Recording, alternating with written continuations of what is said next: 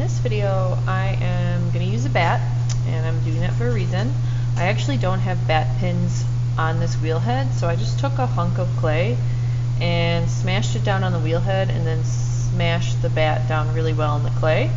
And this works well for holding a bat in place if you don't have bat pins. So I'm working with closer to 2 pounds of clay this time, and you're going to see my bat is not centered. So the bat will look a little funky as I am centering, but so long as my clay is centered, then I will not have issues. So again, I'm pushing down and pushing in equal pressure. I don't keep my fist directly on top of that form because I don't want to create like that mushroom effect. I do like to cone even the small forms. Kind of curve it back over, push it down. It allows it to expand back into its gumdrop shape.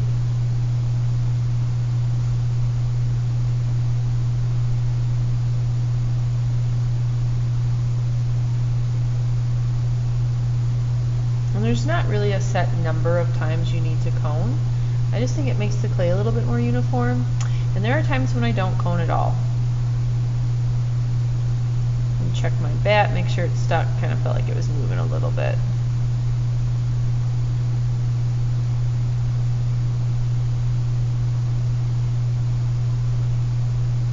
Keep those elbows locked into either your inner thigh or your hip bone, the core of your body, because your core is stronger than the clay.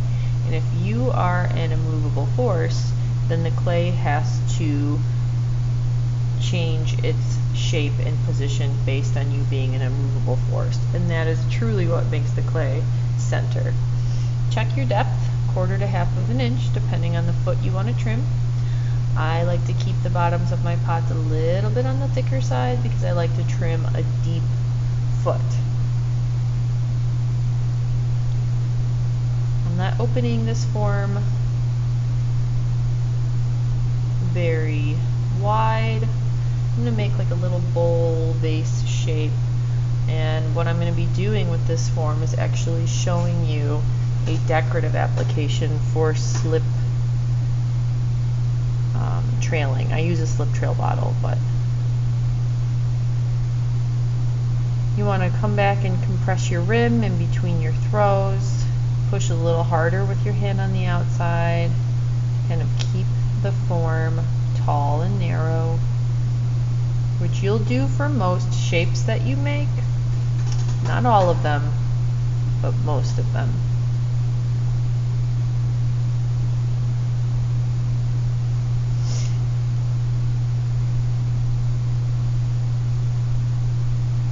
Now that I'm just making a traditional form, I want my walls to be the same thickness from the bottom to the top. So I'm looking for that 1/4 of an inch, maybe a little bit thinner, for a nice, clean, lightweight piece.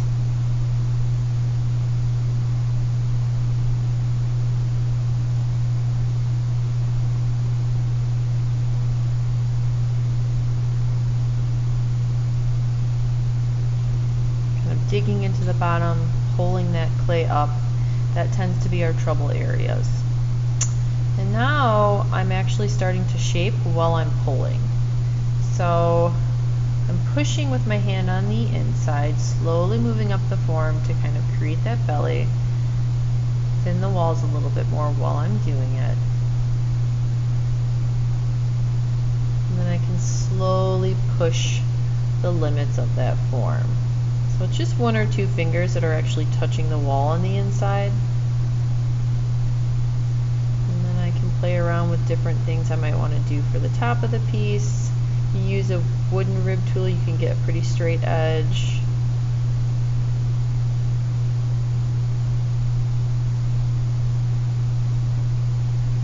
Maybe make that a little bit more narrow at the top.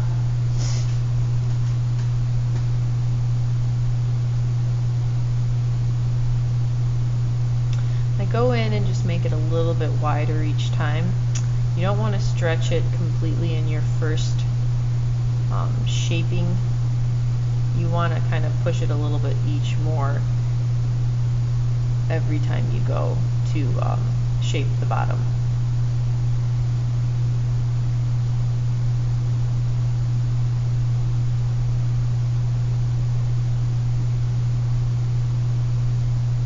I'm going to pull the water out of the pot.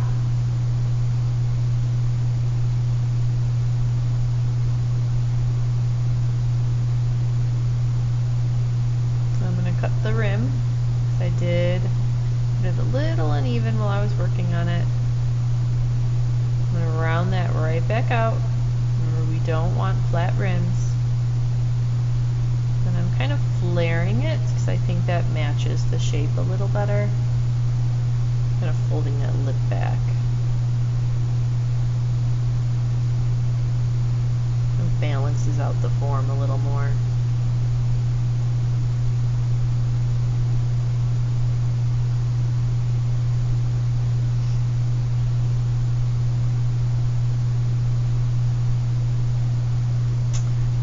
Cut off that extra there with my modeling knife. Now, usually when I do this slip decorative method that you're going to see shortly, I will actually get my pot leather hard, trim the foot, and then put it back on the wheel and do the slip application. This means the pot is sturdy enough to withstand the force I have to put on it when I actually tap the bat, which you're going to see in a couple minutes. I'm choosing to do this while the clay is still really soft for demonstration purposes. So you will see my shape actually collapses a little bit, which I'm not mad about at the end actually. I like the shape of it. But if you don't want this to happen to you, you would slip trail and then tap the pot after you've trimmed it and after it's leather hard. So I'm using the slip trail bottle and I'm adding layers of thick slip. This is a slip that I've mixed to a nice even consistency, and I want to add a lot of layers.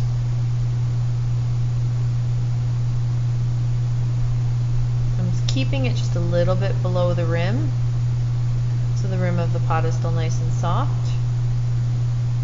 And I just want it on the top half of the piece. So I'm going to eventually create this drippy effect.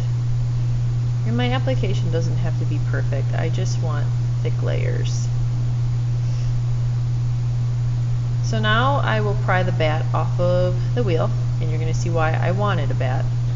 And I'm going to start to tap the pot, which you'll notice that the pot does start to sag a little bit from that pressure, which is why I usually do this after the pot's been trimmed and it's leather hard.